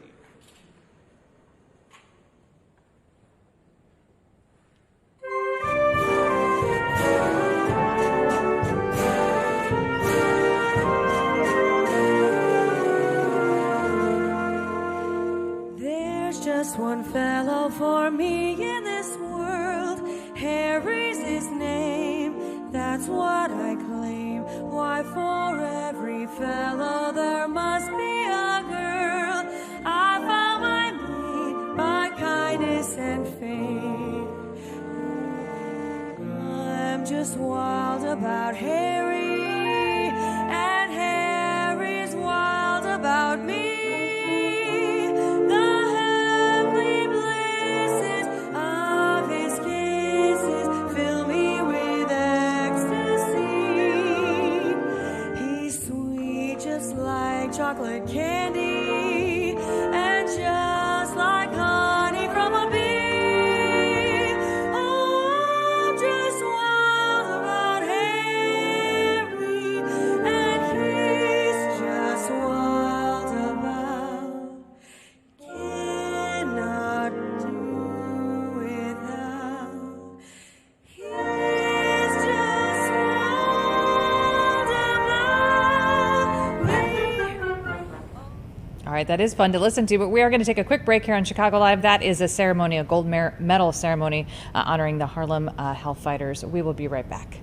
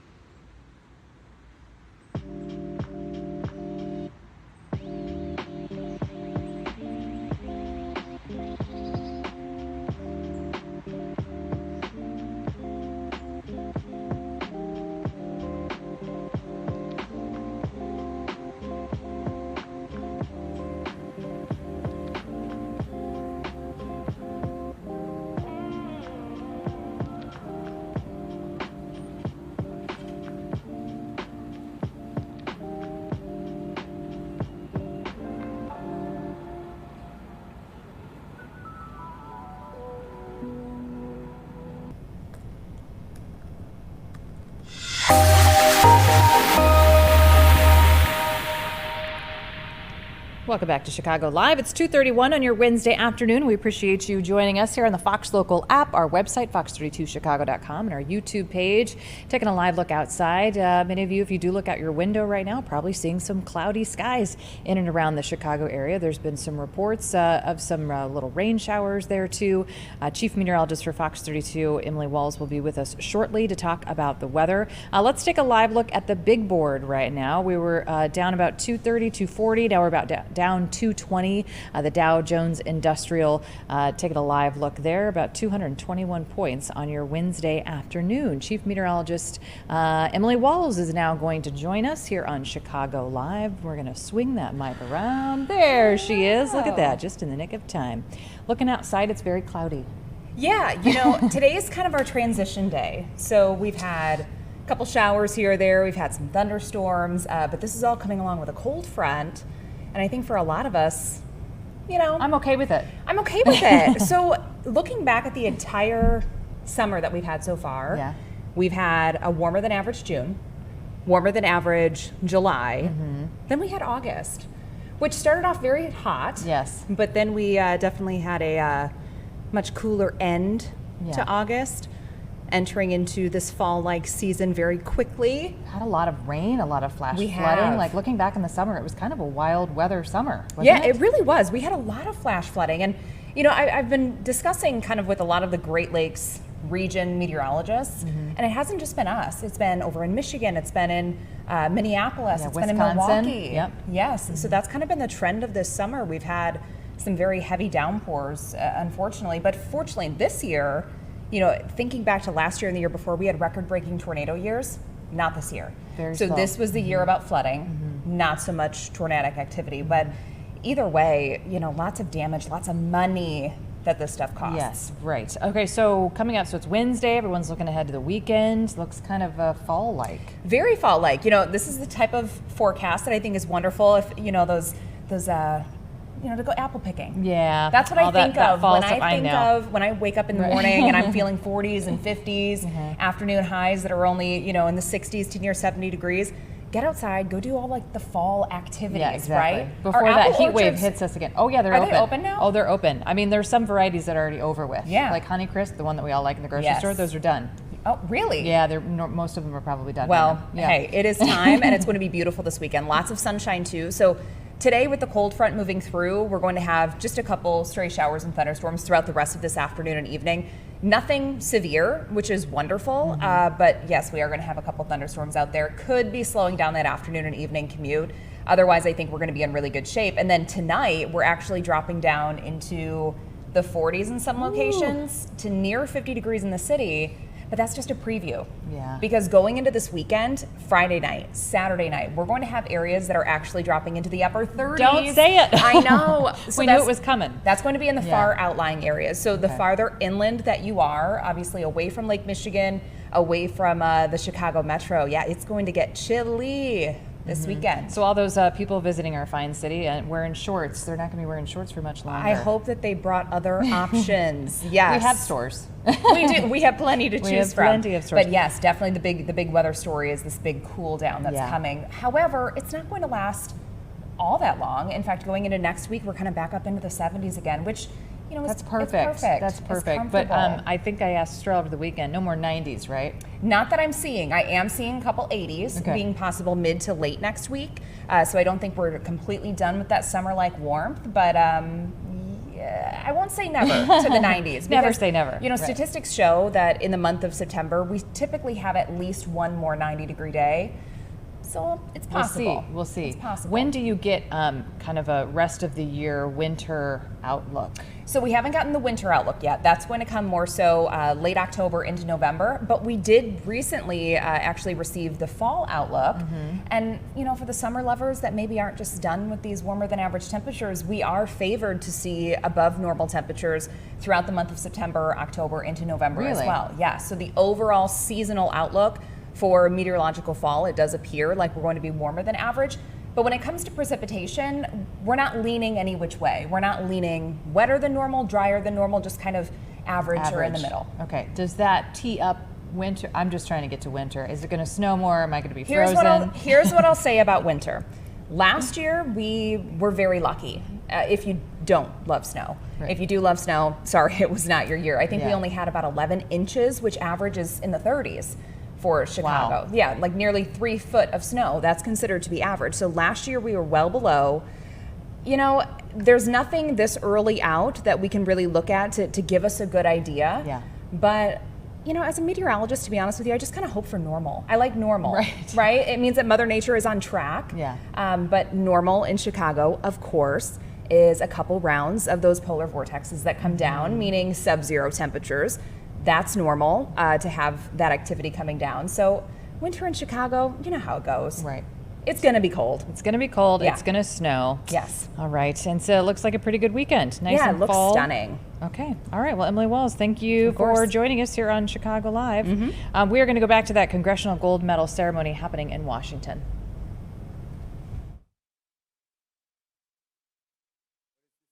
Senator from New York, home to one of the finest groups of fighters our nation has ever seen, the 369th, the Great Harlem Hellfighters. Today, with this medal, we deliver justice long denied, recognition long overdue for the Harlem Hellfighters. By now, we all know the story of these brave Hellfighters. We know about the racism they faced in the segregated military and at home in America.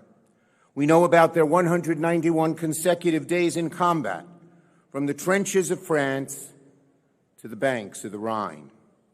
We know about their triumphs.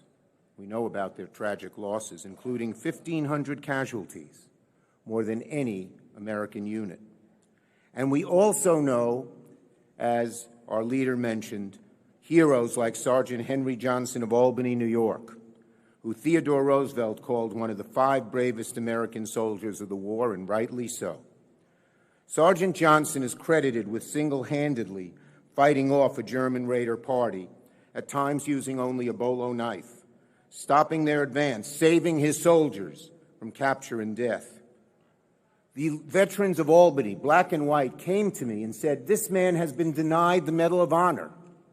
And it took huge effort, because as you know, to get the Medal of Honor, you need contemporaneous witnessing of the bravery of the soldier.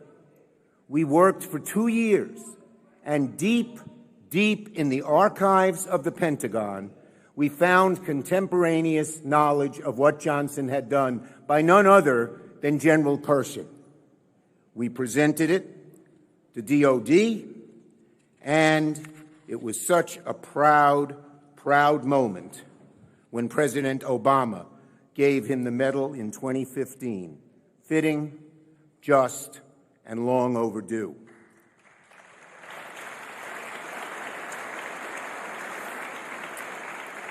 I was also proud when it was announced that they would be renaming Fort Polk to Fort Johnson in his honor.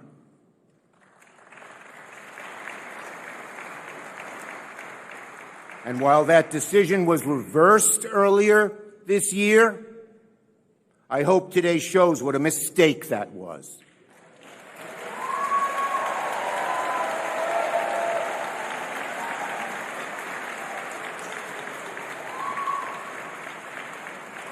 And why a base deserves to bear the name of one of Harlem Hellfighters' finest.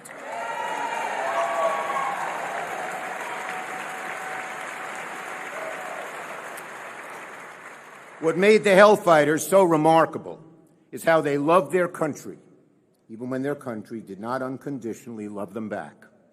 They risked everything fighting to protect freedoms they did not fully know, but believed were worth fighting for. Their bravery inspired future generations to fight for our founding ideals, that all people are created equal and deserve equal protection under the law. So much progress has been made, but so much work remains to be done. In their name, in the Hellfighters' name, we will continue to fight for full dignity, recognition, and equality for all. So God bless the Harlem Hellfighters. God bless our service members in uniform, and God bless the United States of America. Thank you.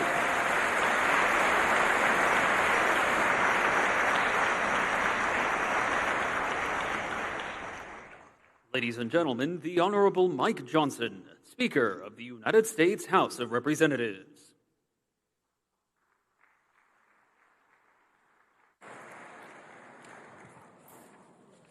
Well, it's been a fitting honor today, and we'll get to the big moment here. I just wanted to share one more quick story because it's an encouraging one. There are lots of stories about these great men and their valor and heroism and what they've meant to our country. And as has been said, as my good friend Hakeem Jeffries noted, and everybody has, at the time of the First World War, our military was still segregated. You had black soldiers were most often assigned to labor battalions. They would be ordered to dig ditches instead of seeing combat. But among those determined to right this wrong was the man who was named earlier, Colonel William Hayward. He was the officer instrumental in organizing, recruiting, and training the Harlem Hellfighters. He believed in these men. And there's a story I just wanted to share briefly before we hand out the medal. It was the spring of 1917, as America mobilized for war. There was a military parade held in the streets of Harlem to rally potential recruits. A photograph from that day was shown mockingly to Colonel Hayward, who himself was preparing to deploy to France with the 369th Regiment. Pictured before him were a couple hundred men, loosely organized as they trudged down through the streets of Harlem. And as one soldier put it, it was actually a dreadful picture to record. That's a quote. The colonel's face lit up with anger. He was frustrated by it. It was hardly the picture of military might that he had envisioned for his own men that he had recruited. But then as he looked again, something changed. Colonel Hayward would later recall that a vision came to him in that moment. And in his vision, those scattered columns of men transformed. Their numbers increased by 20-fold in his vision. Onlookers cheered, and the soldiers had taken on, quote, a new and magnificent dignity. Colonel Hayward wondered aloud whether that fond dream of his might ever come true. Thankfully, as history notes, it actually did. There was a day, there was a moment, when the war was finally over and the Harlem Hellfighters returned to a hero's welcome. They went back to Harlem. Tens of thousands cheered them on. They cheered on these brave men as they marched down Madison Avenue. Sounds of exultation and gratitude could be heard from every direction as men and women cried, "God bless these boys." And now, on behalf of a grateful nation, as we honor these brave men, we say once again, in no uncertain terms, God bless these boys. May God bless the fallen of all of our wars, our veterans, their families, and all those who still serve today and following that great legacy. Thank you all for being here.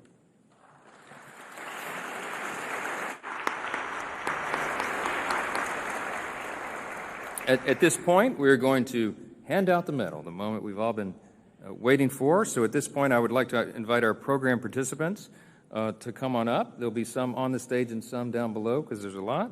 And we'll include as well Colonel Linehan, Colonel Salter, Dr. Harris, and Miss Willett. You all come up on the stage, if you will, to accept the medal on behalf of all the members of the Harlem Hellfighters.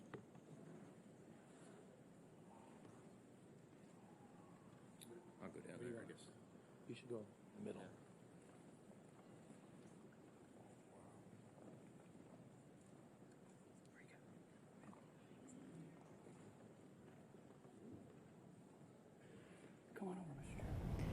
All right, you're tuning into Chicago Live right now on your Fox Local app. It's 2:45 on your Wednesday afternoon. This is happening in D.C. They are awarding the Congressional Gold Medal to the Harlem Hellfighters. You've been listening in, and now they're about ready to hand out the medals. We're going to go right back to this.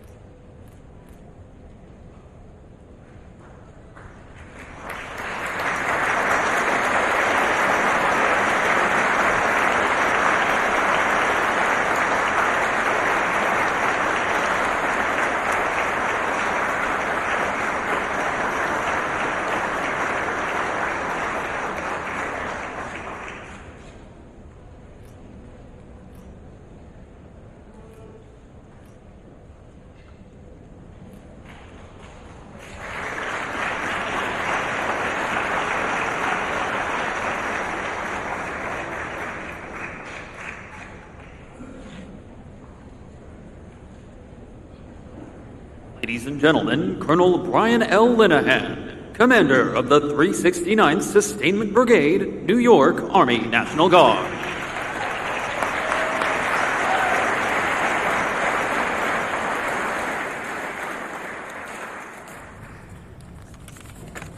All right, you've been watching Congressional Gold Medal being handed out to several Harlem Hellfighters that fought for our country in World War I and World War II. That is happening in D.C. Let's bring it back live. We're going to talk about the Kennedy Project. Who hasn't been impacted by the Kennedy Project? We're going to bring in the Bureau Chief of Construction from IDOT, Jonathan Schumacher. Hey, Jonathan, how are you?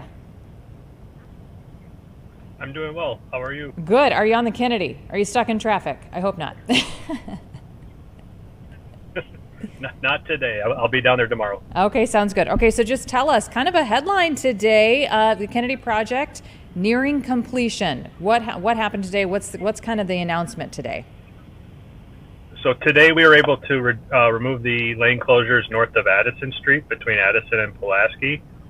Before the holiday, we removed them from north of Pulaski as well. So we challenged the contractor and the engineering team to come up with a way to get the project done as quickly as possible this year. And one of the items they came up with was completing that northern end as quickly as possible. So they did some out of sequence work and kind of jumped into stage 2 a little bit earlier up there.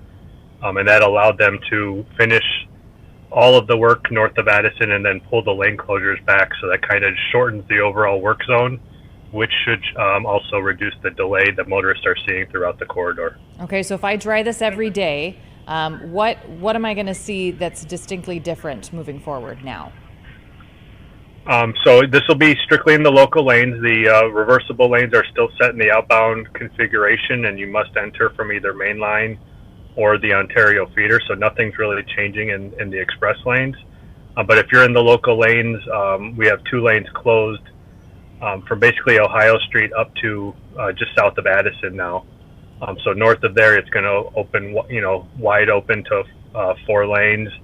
Addison Street exit or entrance from Addison Street to outbound Kennedy develops the 5th lane, and then when the reversibles exit back to the locals, that's the 6th lane. So we're basically going from the 2 lanes that are closed south of Addison Street to a wide open configuration in the local lanes. Drivers are going to feel that, yes?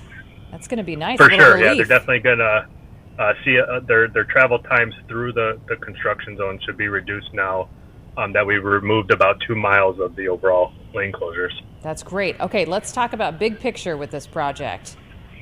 Did I read this right? Yep. Thanksgiving?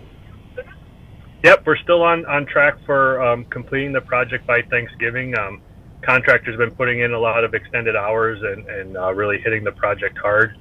They know that how critical this is to not only the department, but the overall region, the city, the state. Everybody is taking a keen interest in the Kennedy and keeping a close eye on it, making sure they're going to get done by Thanksgiving. Was this the expected date? Are we ahead? Are we behind? That was always the expected date. Yeah, we're tracking right on schedule, which is good. That's always the nice thing about a multi-year project. When you get towards the tail end of that project, you have a pretty good idea of how long the project's going to take. So you have a nice firm grasp on what the schedule looks like and when we can expect the contractor to be completed. Well, that is something to be thankful for if we can get that done before Thanksgiving. Because talk about the impact that has had on all the other expressways.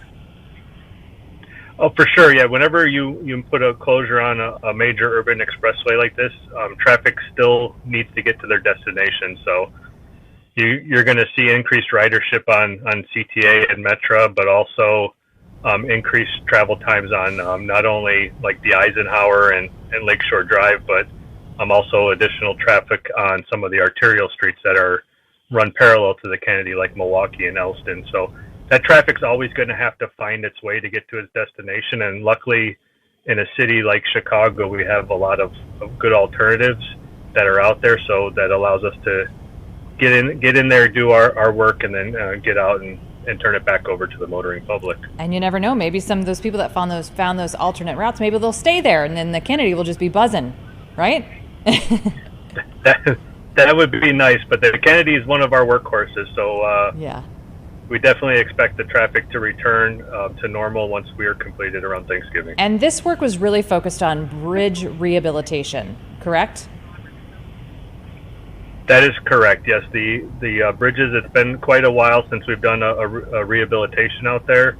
The Kennedy was reconstructed in the early 90s, so to get 30 years out of the structures without much rehabilitation work is a pretty decent amount of time. What this major rehabilitation will allow us to do, it'll allow us to reopen the lanes and then stay out for another considerable period of time. This is not as intrusive as a full reconstruction, but it's pretty close. It's going to get us at least a 20-year additional lifespan on these structures without having to do substantial work. That was my next question. When do we have to do this again? Hopefully not anytime soon. A couple decades. Yeah, I'm hoping to be retired by the time this has to happen again. No, in all seriousness, we're using a modified latex concrete for these bridge deck overlays. So we take off all the loose and unsound concrete on the existing deck. and then do a really good job of preparing the what's left to create a nice bond with the latex concrete, and then the latex actually acts as a waterproofer. So that's going to really extend the overall life of the deck and the reinforcing steel that's in there. So this is a good product that we've been using for quite a few years. It's one of our favorite rehabilitation techniques on our bridge decks, and we're hoping that after Thanksgiving you won't see us out there for quite some time. Hopefully you'll be partying somewhere because you deserve it, especially making your deadline. We appreciate that. Can you tell us, I'm going to put you on the spot, can you tell us what the next big IDOT project is? So we have currently we're working on reconstructing quite a long stretch on I-80 down in Will County. But as far as something a little bit closer to the city, we have a multi-year project going on Route 53 in the northwest suburbs, and then the Bishop Ford's really going to take off next year. So that's going to be the next major expressway work in the city of Chicago.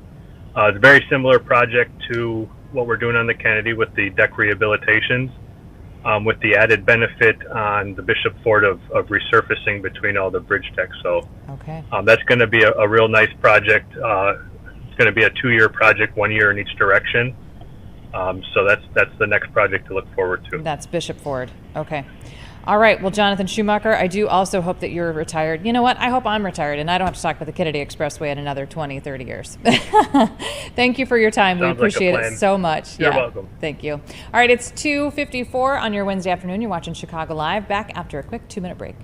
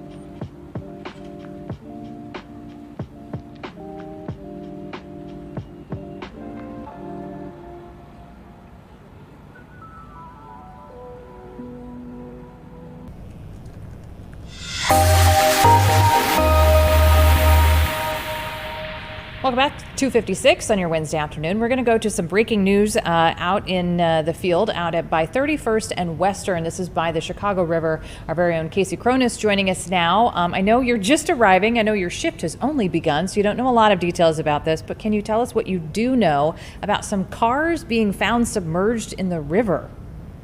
Hey, Liz, that's right. And we just chatted with our colleague Stefan, one of our photojournalists here, who filled us in. We are at the Richard J. Daley boat launch. As you mentioned, that's 31st and Western. There is a ramp that kind of leads into the river here.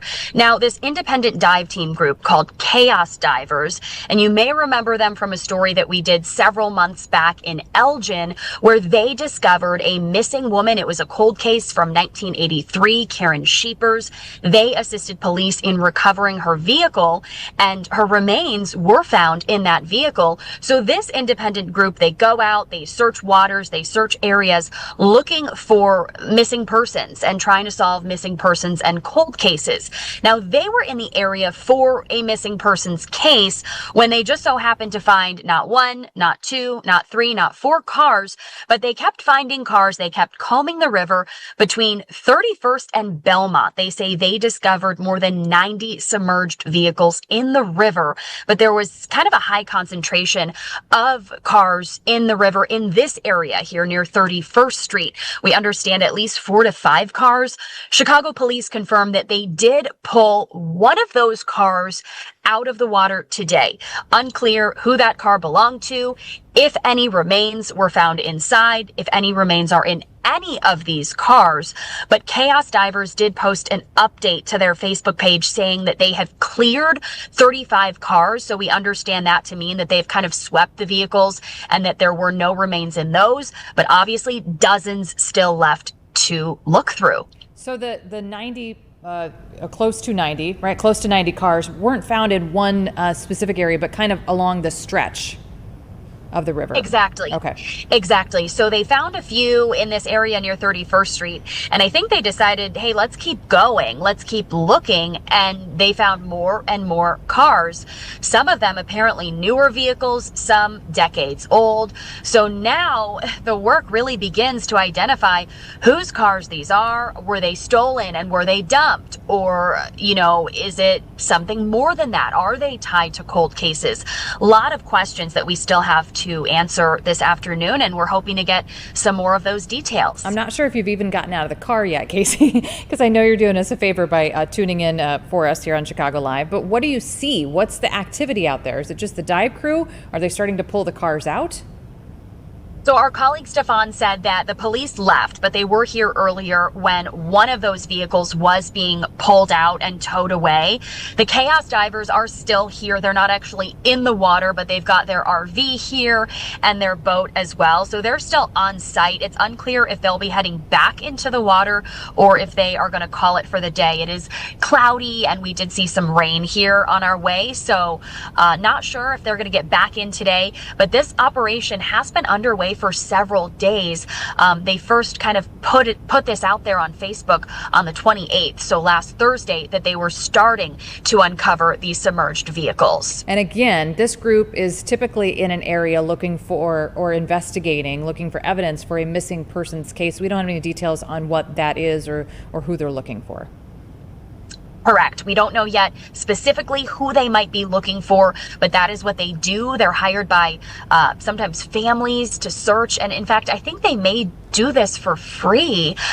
We'd have to double check that. But I believe when I last interviewed them several months back, that this might be a nonprofit. So really just trying to help solve these cases, bring closure to these families. You probably don't know this either, but how do we know how deep? You can't obviously see the cars. The cars are submerged. Do we have any idea how deep it is in that area? That's the ship canal, I believe. Yeah, I don't know how deep it is, but there is a ramp, so clearly a little bit more shallow when you first enter. And honestly, not difficult here if you were to kind of need to push a car into the river or pull one out. This ramp kind of simplifies that for the recovery process here. The other cars along the river that were found between here and Belmont, how did those get in the river? We don't know. Okay, Casey Cronus, you'll have more for us on Fox 32 at 4, 5, and 9. We appreciate your time. Thanks so much. Good to chat, Liz. Thank you. All right, it is 3:01. You're watching Chicago Live. Break, or I believe Pritzker is also speaking any minute. Go to a break first, Jim? Yes. All right, we're going to take a quick 2-minute break, but we are monitoring. Governor J.B. Pritzker will be speaking in just a few minutes. We'll be right back.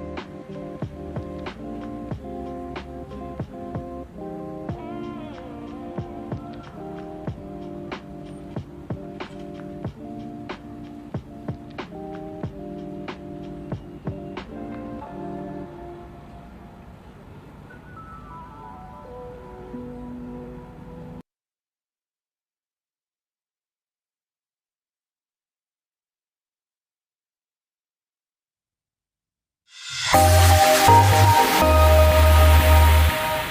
back to some extended coverage on Chicago Live. It's 3:04 on your Wednesday afternoon. We're going to go up to Minnesota, where J.D. Vance just got done visiting the school where that deadly shooting happened just last week, where a couple of kids lost their lives. That's happening in I think he's speaking, so let's listen in. Reasonable people despite their grief. I mean, I can't imagine what I would be like in this moment of heartbreak. And all they ask is that we look very seriously at the root causes, that we look very seriously at ways to prevent crazy people who are about to shoot up a school from getting access to firearms. These are things that a lot of us have talked about for a very long time. These parents are grieving, but they certainly want us to look at everything that we can possibly do so that the next family doesn't have to deal with this. On the Venezuela vessel strike, what legal authority were you guys working under, and will there be an after report on the strike? Well, I'm sure there's going to be an after report. I mean, the legal authority, and I want to talk about these kids, is that there are people who are bringing, literal terrorists, who are bringing deadly drugs into our country, and the President of the United States ran on a promise of stopping this poison from coming into our country. Another question? Did you speak to Weston today? Weston, the young man that had something in his neck, shrapnel from the bullet? Yeah, Ush and I spoke to him. He had just got out of surgery, so we weren't able to see Weston, but we did talk to him on the phone. Just a little boy, thank God, full of life, happy, recovering well. And, I told him, I guess he has a 15-year-old older brother. I said, you can tell the Vice President, from the Vice President of the United States, that your older brother has to be nice to you for at least the next week. Weston was very excited to hear that, but just a really beautiful family, and I'm glad that he's doing well. All right, you're listening in to Vice President J.D. Vance up in Minnesota. He just got done touring the Catholic school Annunciation where that deadly shooting happened last week. We are still monitoring a press conference. Here it is. There's a live look at the press conference. The Governor J.B. Pritzker is expected to begin speaking any minute, going to be talking about crime and also, of course, the potential of National Guard troops coming into Chicago. We're going to be monitoring that when that starts. We'll bring that to you live, but for the moment, let's go back to J.D. Vance. On the national conversation again, I'll just say one final thing. I'm going to repeat it. Hug your kids. There are two families who are heartbroken and devastated. There are no words that we have that are possibly going to make them feel better, but what we can is honor them by being the best moms and dads that we can be. So if you're an American who has that opportunity, hug them tight. God bless you guys. Can we get Mrs. Vance's reaction really quick? See you guys.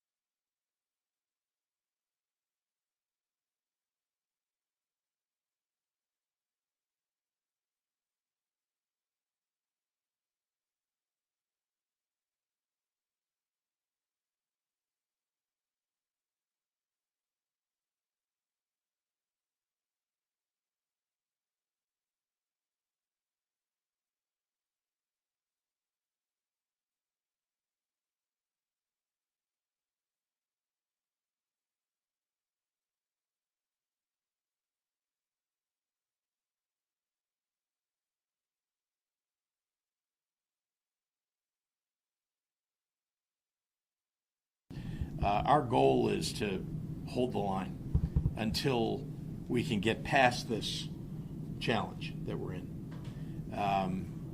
And so I'm doing everything I can to make sure that happens. That's not going to happen with troops on the ground in our neighborhoods. It's just not. They're not trained to do anything like what you're trained to do, or like what police are trained to do. They don't. I can tell you, National Guard are some of the best people you'll ever meet. They train really well, but what they train for is war.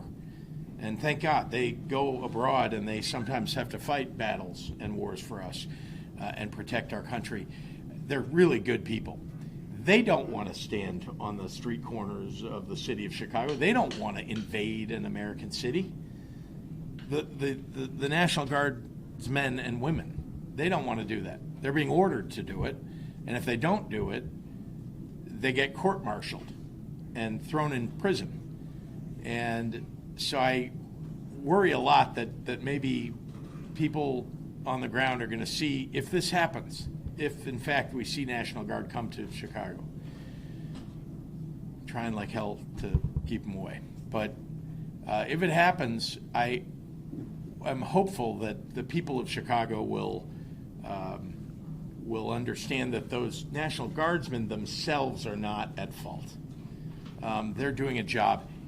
Now, ICE is a whole other thing, and some of the federal agents, it's a whole other thing. But I just want to say to you that we're working like heck to make sure that you are on the front lines, that you and our police department are on the front lines, and not some people who are trained to go to war and then are sent to the streets to do work that they're not trained to do. So that's my pessimistic note, that I guess I'm deeply concerned, uncertain about what the future looks like at the moment.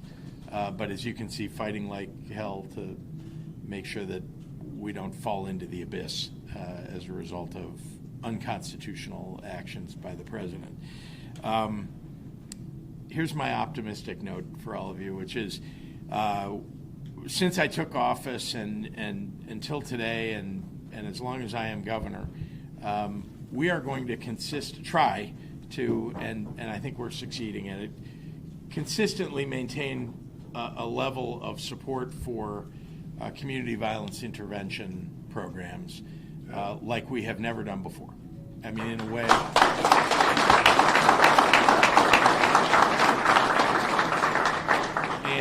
And by the way, it's because it works, because you are actually making it happen the way that we're hopeful that you would. And I am, we're investing in something that we know is effective. And the statistics back it up, but the real lives of people back it up. And my optimistic note here is that you are carrying the load for so many of us, and it's our job in government anyway to back you up, and that's my job, to back you up. And then my last note to all of you is about the leadership that you demonstrate every day to the people that you work with, and just recognizing about all of you that you are special, that you all have demonstrated, because you're either already an expert or you're learning to be an expert, that you are helping lead another generation in a very positive direction, that you're lifting people up who otherwise would get no help. And that's something that I hope all of you are proud of. I am proud as your governor to support that effort, but it doesn't happen unless we have all of you. So thank you for who you are and what you're doing. Thanks very much, everybody.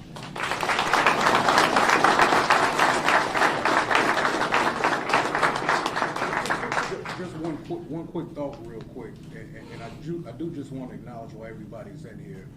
We got 600 outreach workers across the city.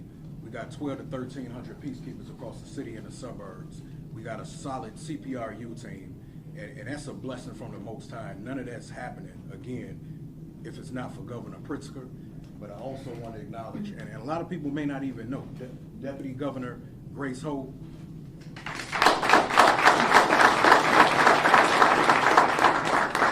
Madam Sister Secretary Bell right here. And Arnie Duncan. Here I am. Appreciate y'all. Take any questions? Yeah, happy to. Anybody have any questions? Governor, question for you. 1, 2, 3.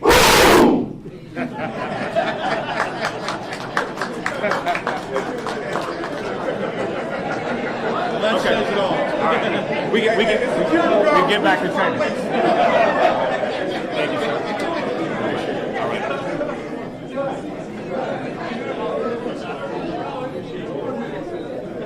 Okay. Well, so much for coming. We're going to ask you all.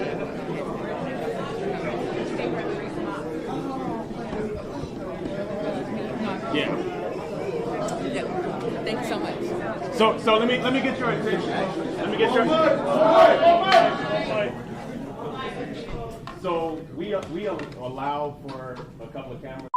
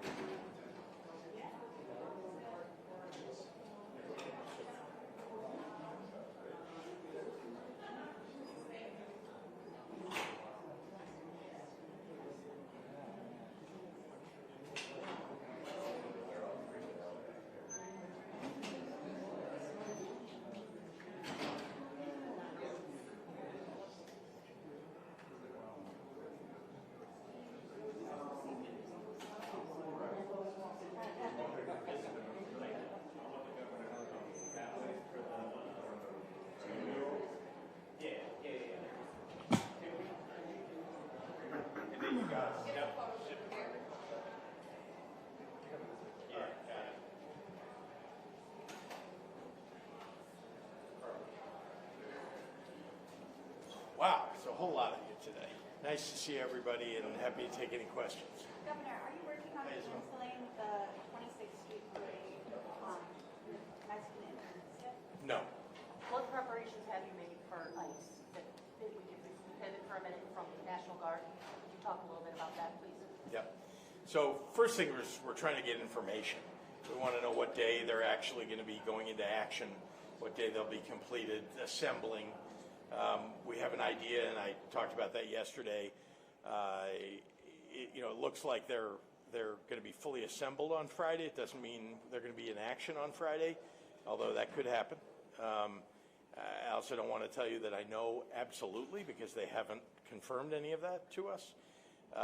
But what we're hearing is that they'll be assembled, ready to go on Friday, and that they would begin actions on Saturday over the weekend. So that's all we know. And what we're doing is, of course, making sure that the CPD and local law enforcement are aware of what they're doing, so they can one, make sure they're they're not standing anywhere near those actions or assisting in those actions, but also being ready for protests that might occur. And then very importantly, we've asked for the public to be ready with your iPhone and any way that you can to record what's going on in their neighborhoods by ICE, because we think that's the best way to demonstrate what ICE is doing if they're doing something wrong, or to keep them honest and doing the right thing because they know they're being watched. What type of protection are you offering the community outside of getting upset? Well, as you know, we cannot stand in the way. It's not like we're going to have armed men standing in between. That's not something that's legal. That's not something that the state of Illinois can engage in or the city of Chicago can engage in. What we're trying to do is to get them to follow the law, and when they are not following the law, we can take them to court, prosecute them if they're doing something truly illegal, which one of the things we're very concerned about is you saw what happened in LA. There was a whole lot of activity that appeared to be illegal. And so some of that went to court in California. Some decisions have already been made, at least about National Guard, and some of those court cases are still ongoing. So we're going to do everything we can to protect people's safety. That is something that the Chicago Police Department, Illinois State Police, and other local law enforcement are responsible for, but can't stand in the way of the execution of, for example, a warrant that ICE is trying to execute. Yeah, Marianne. There are those critics. Execution of, for example, a warrant that ICE is trying to execute. Yeah, Marianne. There are those critics who are saying this is all political. You won't call the president because you have your own aspirations and it will look weak. How do you respond to that? That's silly. That is absolutely ridiculous. Let me be clear. The president is begging me to call him to ask him to do something that we don't want. He wants me to call him and ask him to call in National Guard to the city of Chicago. We don't want it. So that's why I'm not calling the president. I have been very clear about what we do want. What we do want is civilian law enforcement assistance. We want to make sure that we have enough FBI, ATF, DEA on the ground. We have some already, as you know. They do really good work, working in tandem with state police, working in tandem with Chicago Police Department. But we can use more. We can interdict more drugs and more guns that are coming across the border into the city, into the state of Illinois. And there's more work that we can do to make sure that we're fighting crime with, again, civilian law enforcement. And I've been very clear about that. The president wants me to call him about National Guard. I'm not going to do that. Yeah. You talked yesterday about picnics and parades specifically. Can you tell us sort of where that intel comes from? Because, our station's been talking to parade organizers today, and they say, as far as they know, there's no reason to believe that's a threat. Can you tell us where your information comes from? Look, I'm not going to tell you where it comes from, and it's not because it doesn't exist. It's because we've gotten calls from people who don't want to reveal their names to the public. These are people from inside the administration or inside the military or inside the National